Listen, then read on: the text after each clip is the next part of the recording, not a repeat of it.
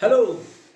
सो आज का ये वीडियो थोड़ा सा अलग होने वाला है और काफ़ी नॉलेजेबल भी होने वाला है, क्योंकि आज इस वीडियो में हम लोग जो है वो देखने वाले हैं कि नेवी की कुछ इम्पोर्टेंट जो इन्फॉर्मेशन है, ठीक है, जो हर एक यूपीएससी एस्पिरेंट को पता होना चाहिए, हर एक एमपीएससी एस्पिरेंट को पता होना चाहिए, और खास करके जो एनडीए के लिए, सीडीएस के लिए, एफकैट के लिए और एसएसआर के लिए जो प्रिपरेशन कर रहे हैं, इनको तो ये पता ही होनी चाहिए, ठीक है। मतलब डिफेंस रिलेटेड ये टॉपिक होने वाला है और काफी काफी नॉलेजेबल भी होने वाला है। हो सकता है वीडियो लंबा बने, लेकिन पूरा देखना है। पूरा देखोगे तो शायद हो सकता है कि आप इसके ऊपर आने वाले जो क्वेश्चंस है, जो एग्जाम में इसके ऊपर पूछे जाते हैं क्वेश्चंस, ये भी हमने इस वीडियो में आपको दिखाया हो कि किस टाइप के क्वेश्चंस आपको पूछे जाते हैं। तो it will help you to crack this exam. Okay, मतलब कोई भी डिफेंस रिलेटेड अगर एग्जाम है वो क्रैक करने के लिए आपको हेल्प करेगा। अदर देन दैट इंटरव्यू के लिए भी हेल्प करेगा, ठीक है। इंटरव्यू राउंड होता है ना एसएसबी में, उसके राउंड में भी आपको हेल्प करेगा, ठीक है। तो चलो चलते हैं अभी स्क्रीन पे।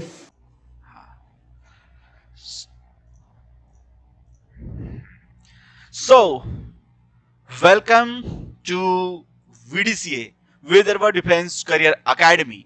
ठीक है, 11th और 12th विथ एनडीए 2 साल का प्रोग्राम है।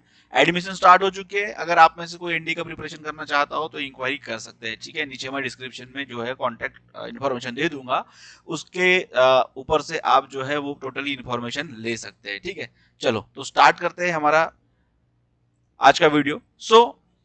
आज के वीडियो में हमारा यह है कि कुछ some important information of Indian navy. ठीक है, इंडियन नेवी के बारे में इंफॉर्मेशन होना काफी जरूरी है, और जो आज हम इस वीडियो में देखने वाले हैं वो काफी ज्यादा जरूरी है, क्योंकि इस वीडियो में मैं जो आपको बताने वाला हूं वो यूपीएससी के जो एस्पिरेंट है, एमपीएससी के जो एस्पिरेंट्स है, ठीक है, एमपीएससी, ठीक है, उसके बाद में एनडीए का जो प्रिपरेशन कर रहे हैं, एसएसआर का जो प्रिपरेशन कर रहे हैं खास करके नेवी के लिए, और जो डायरेक्ट एंट्री स्कीम्स होती है उसका जो एसएसबी के लिए जो प्रिपरेशन कर रहे हैं एंट्री स्कीम के थ्रू, तो उनके लिए ये जो वीडियो होने वाला है ये काफी नॉलेजेबल होने वाला है। तो आपको ये आखिरी तक देखना है, ठीक है। और इसके साथ साथ में अब ये जो इमेज दिख रही है आपको, ये वाली ये जो इमेज दिख रही है, ये इमेज को बोला जाता है फ्लीट। फ्लीट, ठीक है, जो बड़े बड़े शिप्स होते हैं ना, इसको फ्लीट बोला जाता है, ठीक है। और ये जो है इसे एयरक्राफ्ट बोले जाते हैं। और ये जो इनका है ये रनवे बना हुआ है जहां पे एयरक्राफ्ट उतरते हैं, लॉन्च होते हैं, और ये जो है आपको हेलीपैड भी यहाँ पे नजर आ रहा है। ये जो है ना, ये हेलीपैड है, हेलीपैड, ठीक है। तो इस तरीके से यह फ्लीट होता है। अब ये तो मुझे नहीं बताना था, लेकिन मैं आपको कुछ इंपॉर्टेंट इन्फॉर्मेशन देना चाहता हूँ इंडियन नेवी की, ठीक है, जो अपडेटेबल भी है, मतलब अपडेटेड है, जो 2023 से मैं आपको बताऊंगा, मतलब अभी का क्या सिनेरियो है उस हिसाब से, और उसके ऊपर हम लोग क्वेश्चंस भी देखेंगे, ठीक है। तो देखो, do you know who is the present Indian navy admiral और चीफ ऑफ इंडियन नेवी? तो दोस्तों आपको देखना है कि इंडियन नेवी का जो प्रेजेंट एडमिरल बोले तो चीफ ऑफ इंडियन नेवी, ठीक है। अगर कोई एडमिरल बोलता है आपको समझ में नहीं आता तो ये समझ लेना कि एडमिरल का कहना मतलब ये है कि जो चीफ ऑफ इंडियन नेवी है उसके हम लोग एडमिरल कहते हैं। ओके, तो देखिए अभी 2023 के जो एडमिरल है हमारे इंडियन नेवी के, तो वो जो है वो ये है, ये सर है, इन सर का नाम है एडमिरल आर हरि सिंह। ये जो है वो 25th Indian chief of Indian navy है। उसके पहले जो थे वो एडमिरल करमवीर सिंह थे, जो 13 नवंबर 2020 तक के 21 तक के थे। इन्होंने 40 साल जो है, 4 डिकेड्स बोले तो नियर अबाउट 40 इयर्स उन्होंने अपने लाइफ के एज अ मतलब एक एडमिरल सर्व किया है नेवी के लिए, ठीक है। उसके बाद में आज का ये जो टॉपिक है, ये देखो यहाँ पे मैंने लिखा भी है, the topic of Indian navy admiral is important for competitive exams also, ठीक है, for various government exam like SSC, RRB, banks. The topic is covered under general awareness section, ठीक है। ये जो टॉपिक होते हैं ये जनरल अवेयरनेस सेक्शन में, जनरल अवेयरनेस सेक्शन जो होता है एग्जाम पेपर में, उस सेक्शन में ये पूछा जाता है, ठीक है। तो आपको ये ध्यान में रखना है कि इस तरीके के जो भी मैं आपको बता रहा हूँ इन्फॉर्मेशन, ये आपने वीडियो सेव करके रख लेना है, डाउनलोड करना है, और बार बार इसको देखना भी है ताकि आपको पता चले। हो सकता है वीडियो थोड़ा मतलब लंबा बने। तो देखिए, also the UPSC aspirant can expect 1 or 2 questions related to chief of Indian Navy in UPSC prelims exam, ठीक है दोस्तों। तो इस तरीके से भी आपको पूछा जाएगा। नाउ आपको मैं बता रहा हूँ अबाउट नेवी एडमिरल, ठीक है। तो सबसे पहले कुछ इंपॉर्टेंट जो इंफॉर्मेशन है वो मैं आपको बताना चाह रहा हूँ कि अबाउट इंडियन नेवी के जो एडमिरल्स होते हैं उनके बारे में, ठीक है। सो सबसे पहले ये देख लो, क्योंकि इसके बारे में आपको एसएसबी क्वेश्चंस में, एसएसबी में इंटरव्यूज में पूछा जा सकता है। तो ये देखिए कैसा होने वाला है कि admiral is a 4 star naval flag officer rank, ठीक है। मतलब admiral is a 4 star naval flag officer rank in the Indian navy, ठीक है। मतलब कितना स्टार होते हैं? 4 स्टार, ठीक है। 4 star naval flag officer rank होता है इंडियन नेवी में। It is the highest active rank in the Indian navy, ठीक है। It is the highest active rank in the Indian navy. Admiral rank above the 3 star rank of vice admiral, ठीक है। मतलब ये देखिए कैसा होता है, ये एडमिरल, इसके इनके नीचे होते हैं वाइस एडमिरल, और फिर जो होते हैं ये बिलो मतलब जो होते above the vice admiral and below the 5 star rank of admiral of the fleet, ठीक है। क्या होते हैं? Admiral, admiral of the fleet, ठीक है। मतलब ये जो पोस्ट है ये मिडिल पोस्ट है, इनके ऊपर की जो पोस्ट है ये है, और इनके नीचे की पोस्ट जो है वो ये है। ये है 3 स्टार, ये है 4 स्टार, ये है 5 स्टार, ठीक है। तो इस तरीके से आपको ये ध्यान में रखना है, which has never been awarded और हेल्ड, ठीक है। उसके बाद में The an admiral may be referred to as a full admiral or a 4 star admiral to distinguish them from lower flag officer rank like vice admiral and rear admiral. Okay दोस्तों, समझ में आया? नहीं समझ में आ रहा होगा तो कमेंट में पूछो, मैं आपको उसका भी इंफॉर्मेशन दे दूंगा। The rank is held by chief of the naval staff, ठीक है। The rank is held by chief of naval staff जो होता है उनके द्वारा ये, हाँ मतलब उनको ही यहाँ पे अपॉइंट किया जाता है, the professional head of the Indian navy since 1968, ठीक है। तो रैंक में ऑल्सो भी held by the chief of defence staff, मतलब सीडीएस जो होते हैं इनके थ्रू भी ये हेल्ड की जा सकती है।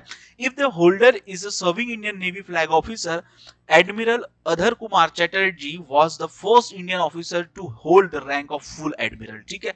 फुल एडमिरल मतलब यहाँ पे देखिए क्वेश्चन क्या आ जाएगा कि who is the first rank holder, ठीक है। मतलब यहाँ पे क्वेश्चन ऐसा आएगा, who is the first rank holder of full admiral of Indian navy, full admiral of Indian navy, Indian navy, okay. तो ये इस तरीके के क्वेश्चंस आपको आ सकते हैं, ठीक है। तो इसका आंसर क्या आएगा? इसका आंसर आएगा कि अधर कुमार चैटर्जी, ठीक है। क्या आएगा? अधर कुमार चैटर्जी। यहाँ पे मैं नीचे लिख देता हूं, अधर कुमार चैटर्जी,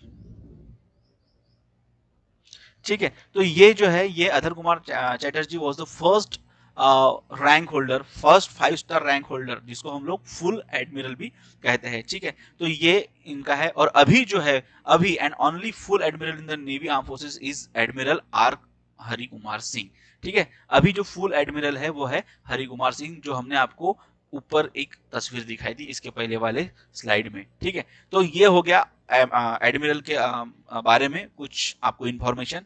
उसके बाद में नेक्स्ट जो आता है हमारा important facts related to Indian navy admirals, ठीक है दोस्तों।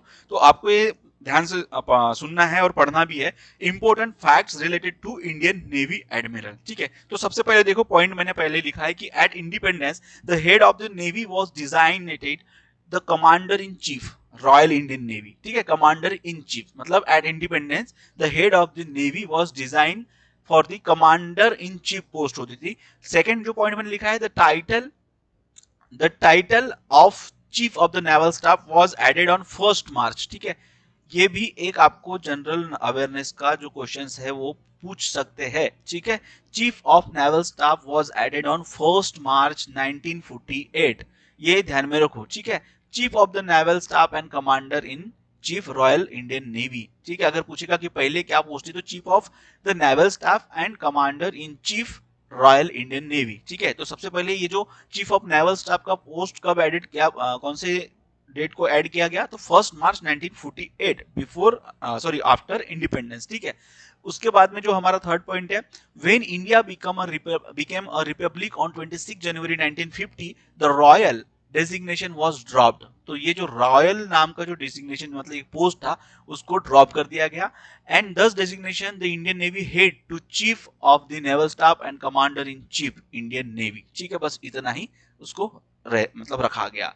देन फोर्थ पॉइंट ये है the commander in chief change in designation act 1955 redesignated the Indian Navy head to Chief of Naval Staff। तो फिर इसके बाद में फिर इसको रिडिजाइन किया गया, उसके बाद में उसको सिर्फ बोला गया चीफ ऑफ नेवल स्टाफ। ठीक है, ये जो है वो चीफ ऑफ नेवल स्टाफ इतना बोला गया। उसके बाद जो हमारा नेक्स्ट पॉइंट है द पोजीशन सीएनएस। ठीक है, सीएनएस बोले तो चीफ ऑफ नेवल स्टाफ। ठीक है, यही जो लिखा हुआ है ना ये वाला chief of naval staff is headed by both 3 star rank vice admiral and 2 star rank rear admiral. ठीक है, अभी देखो इसमें 2 स्टार जो रैंक होती है वो किसकी होती है, रियर एडमिरल की, और जो 3 स्टार रैंक होती है वो होता है वाइस एडमिरल की। ठीक है, 3 स्टार और ये होता है 2 स्टार। तो इसको आपको ध्यान में रखना है। उसके बाद में However, since 1966, the Chief of Naval Staff has always been a full admiral। मतलब 1966 के बाद में जो भी Chief of the Naval Staff होता है वो हमेशा फुल एडमिरल ही होता है। फुल एडमिरल मतलब 5 star.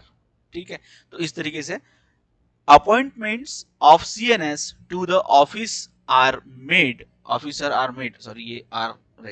Made by ACC। ACC बोले तो the appointments committee of the cabinet. इसका फुल फॉर्म पूछा सकता है, what is the full form of ACC। अब ACC बोले तो ACC सीमेंट नहीं, ACC का फुल फॉर्म यहाँ पे हो जाता है अपॉइंटमेंट्स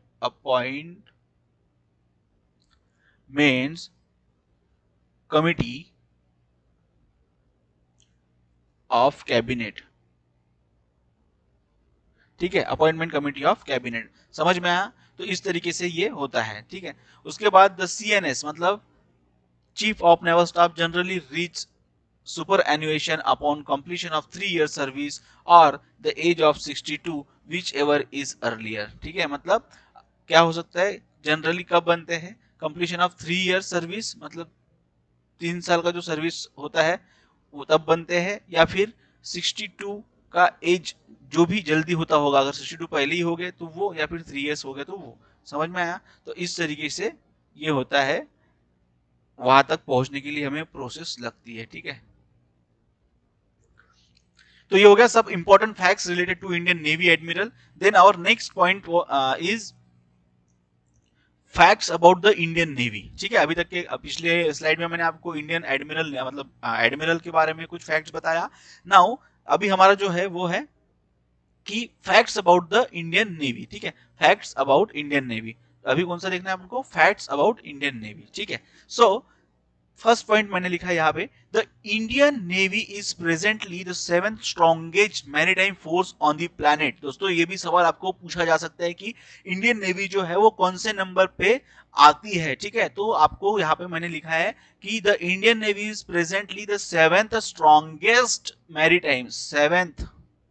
ठीक है, इस प्लैनेट पे जितने भी फोर्सेस है मतलब समुद्र में जो भी होते हैं पानी वाले, ठीक है, नेवी वाले, तो इनमें से 7th स्ट्रॉन्गेस्ट अपना इंडियन नेवी के फोर्सेस आते हैं on the planet, with only the United state, Russia, China, Japan, United kingdom and France ahead of it. ठीक है, मतलब इसके आगे कौन से है, United state, Russia, China, Japan, United kingdom and France. ये 6 लोग जो है वो हमारे से आगे है, अभी हमको भी इनसे आगे निकलना है। The force as of June 2019 has 150 submarines and ships submarine and ship. मतलब 150 जो थे हमारे पास में सबमरीन और शिप्स। ठीक है, उसके बाद में 300 हमारे पास में क्या थे, aircraft, and 60,252 active and 55,000 reserve personal in service. ठीक है, ये जो है हमारे पास में अभी भी है। ठीक है, next point is the Indian navy's anti ship cruise missile BrahMos. अब इसके बारे में आपको 100% पूछा जा सकता है, काफी ज्यादा चांसेस बन सकते हैं ब्रह्मोस मिसाइल के बारे में, क्योंकि उसके ऊपर काफी सारे न्यूज भी हमने चैनल्स पे देखे थे, न्यूज चैनल्स पे।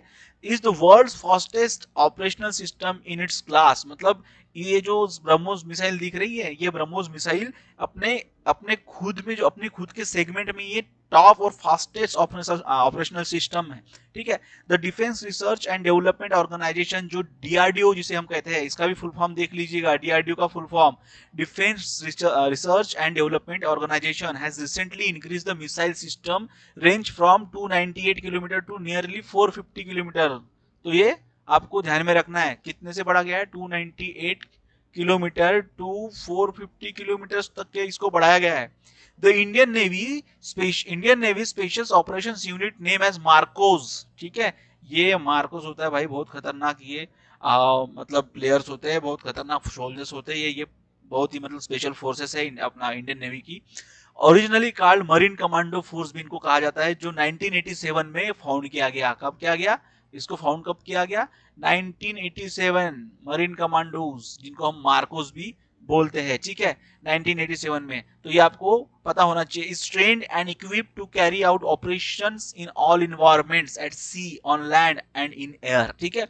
मतलब पानी में भी हो सकता है, जमीन पे भी हो सकता है, और हवा में भी ये लोग लड़ सकते हैं, इतनी ताकत इनके पास में होती है। The force has acquired international recognition of professionalism, मतलब इंटरनेशनल लेवल का प्रोफेशनलिज्म इनके पास में होते हैं, और ये जबरदस्त हथियारों से लेस होते हैं दोस्तों, ठीक है। तो ये काफी गर्व की बात है हमारे इंडिया के लिए। अभी नेक्स्ट पॉइंट देखिए कि द इंडियन नेवीज सागर पवन, ठीक है। अब ये आपको जनरल अवेयरनेस में क्वेश्चन पूछा जा सकता है। सागर पवन फाउंडेड इन 2003, ये सागर पवन क्या है, ठीक है, ये मैं आपको बताऊंगा बाद में। अब देखिए, the Indian navy Sagar Pawan founded in 2003 is one of the only 2 naval aerobatic teams in the world, मतलब is only one of the only 2 naval aerobatic team in the world, मतलब 2 नेवल एरोबेटिक टीम है। Aerobatic team जो है world में, उनमें से एक जो है हमारा है इंडिया का सागर पवन नाम से, जो 2003 में बनाया गया था। The other being in the US navy's blue angel नाम से जो है दूसरा है, ठीक है। अब ये भी आपको सवाल पूछा जा सकता है, क्योंकि दुश्मन के बारे में, अभी हमारा हाल तो दुश्मन नहीं है, लेकिन हमको हमारे जो कॉम्पिटिटर्स है या फिर हमारे जो सहयोगी मित्र है उनके बारे में भी हमारे को इंफॉर्मेशन रखना पड़ता है। तो ये क्वेश्चंस भी आपको पूछे जा सकते हैं, ठीक है। द फर्स्ट इंडिपेंडेंट ऑपरेशन कहा गया, सॉरी, हाँ, the first Indian, last point, the first Indian operation for the Indian navy happened in 1961। ये भी एक क्वेश्चन आपको बन सकता है। The first independent operation for the Indian navy, ठीक है, the first independent operation for the Indian navy happened in 1961 when it fought successfully against the Portuguese navy during liberation of Goa, ठीक है। कब हुआ था, 1961 को। द फर्स्ट इंडिपेंडेंट ऑपरेशन कहते हैं इसको, ठीक है, the first independent operation.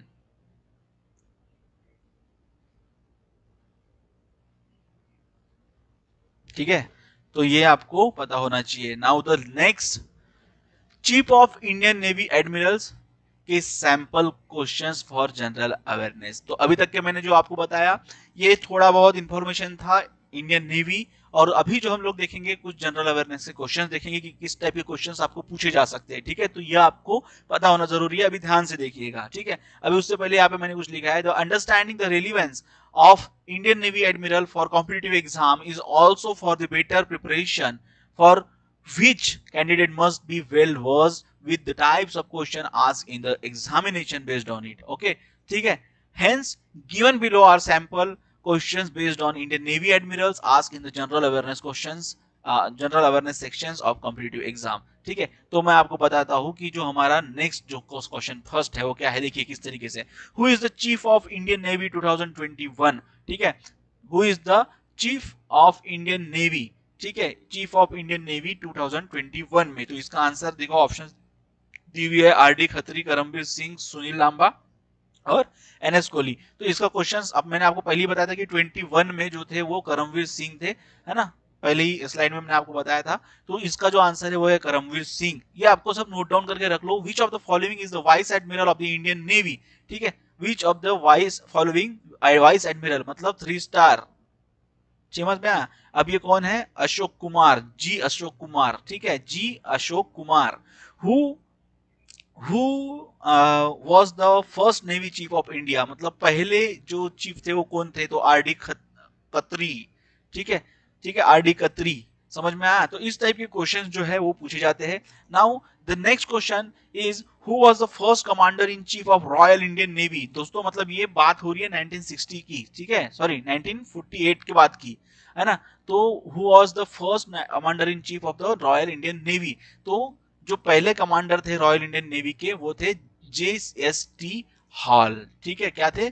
JST hall, ठीक है। उसके बाद में next question, when was the first navy chief of independent India appointed. कब किया गया, ठीक है। तो कब किया गया? ये 1958 में किया गया, जिसका आंसर यहाँ पे लिखा हुआ है। When was the first navy chief of India chief of independent India appointed, मतलब इंडिपेंडेंट इंडिया आजाद इंडिया का पहला नेवी का चीफ कौन था, तो कब था, कब अपॉइंट किया गया था? ये था 1958 में। और जो फर्स्ट ये थे कमांडर इन चीफ वो थे JST हॉल, ठीक है। तो इस तरीके का इंफॉर्मेशन आपको पता होना चाहिए। Now the next question is who in whose tenure were the operation trident and python were carried out। देखो दोस्तों ये दो जो है वो ऑपरेशन हुए थे, Trident and Python were carried out. इसके बारे में मैं आपको इंफॉर्मेशन दूंगा इन दोनों के बारे में।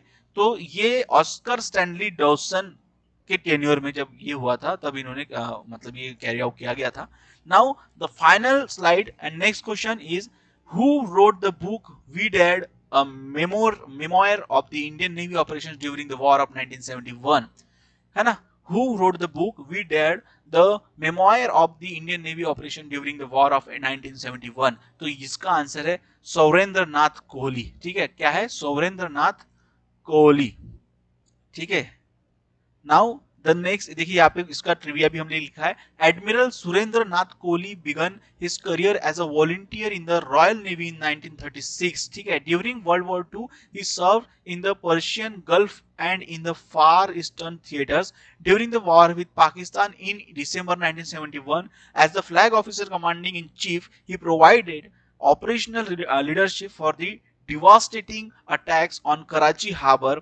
He also led the defense of Indian naval facility on the west coast, for which he was awarded for the Padma Bhushan, ठीक है। तो ये भी आपको नॉलेज होना बहुत ज्यादा जरूरी है, इसलिए यहाँ पे थोड़ा सा हमने डिटेल में यहाँ पे आपको बता हुआ है, ठीक है। उसके बाद में नेक्स्ट क्वेश्चन ही हमारा है 8 नंबर का।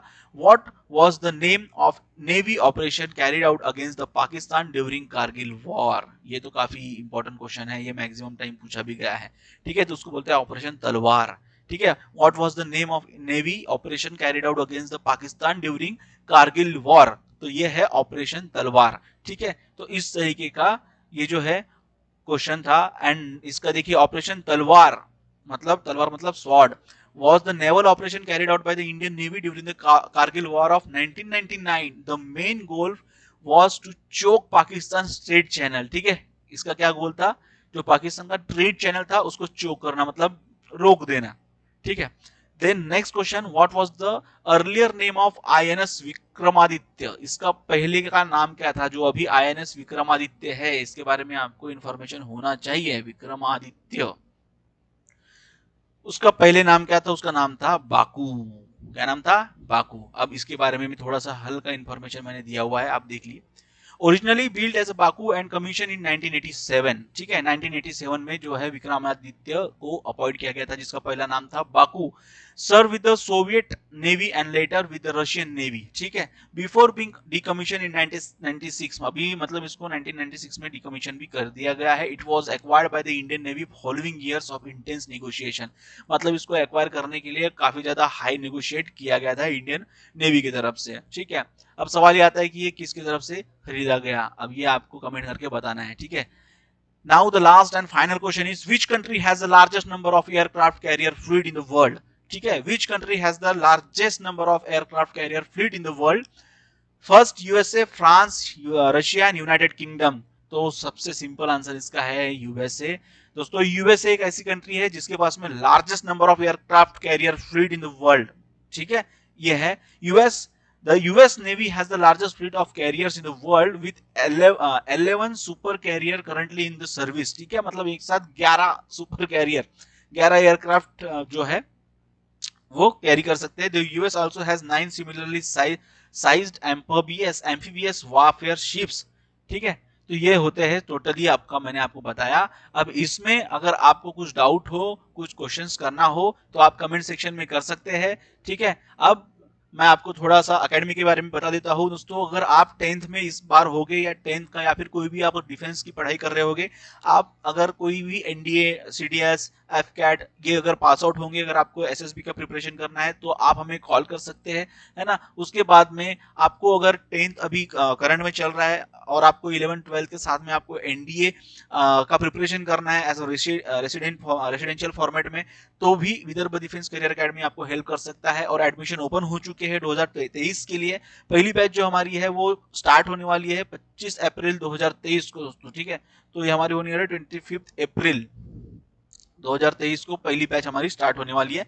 इसका एडमिशन हो चुके हैं। एडमिशन के लिए अगर आपको कांटेक्ट करना है तो आप मैं यहाँ पे नंबर दे देता हूँ, 9325479096। इस नंबर पे आप कॉल कर सकते हैं, इस पे पूछ सकते हैं, या फिर दूसरा नंबर है 9307142382। इस नंबर पे भी कॉल करके आप इंफॉर्मेशन ले सकते हैं दोस्तों। तो आज का वीडियो यही तक था। अगर पसंद आया होगा तो लाइक करो, हिट करो, कमेंट करो और शेयर करो, ठीक है। ज्यादा से ज्यादा शेयर करो ताकि बच्चों को, जो भी एस्पिरेंट्स हो, उनको हेल्प हो सके, ठीक है। देश को आगे बढ़ाना है भाई। चलो, जय हिंद।